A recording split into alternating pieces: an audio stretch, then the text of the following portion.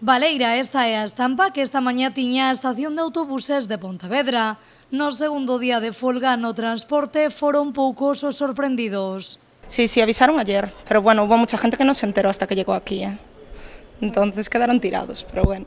Pese a isto, sí que nos atopamos con algún que outro afectado. A verdade é que sí, porque tiña que ir para casa onte, despois dos exames, e a verdade é que non sabía nada da folga e tiven que recurrir a outros medios para volver a casa e hoxe igual.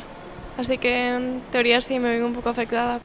Dende os sindicatos teñen claro que esta folga é máis que necesaria polo ben dos traballadores e polo ben dos usuarios, xa que o plan de transportes que quere aprobar a Xunta de Galicia plantexa mesturar escolares cos viaxeiros, entre outras medidas. Reducir a cuantía económica das concesións, o que vai a levar é, por un lado, a reducción de emprego. Calculamos que aproximadamente se poden perder 1000 postos de traballo en toda Galicia e despois que o emprego que quede se vai a precarizar, porque unha parte moi importante desos traballadores que teñan, condutores que teñan traballo, pois van a ter traballo a tempo parcial. Dende os sindicatos piden unha negociación a 3 e non a 2, como queren dende a Xunta.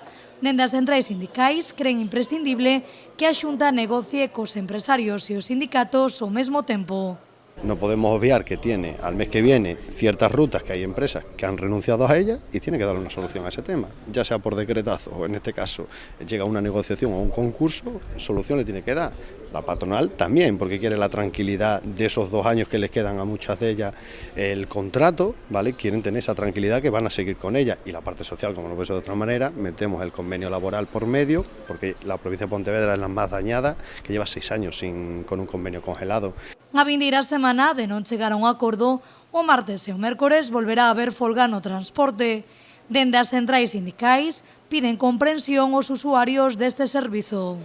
Lamentamos que se este dando esta situación e lamentamos ademais que os inconvenientes que se lle poderan xenerar, pero o que lle pedimos aos usuarios é comprensión, porque estamos defendendo evidentemente as condicións de traballo do personal, pero tamén estamos defendendo que non haxa unha pérdida moi importante de calidade no servicio do transporte escolar.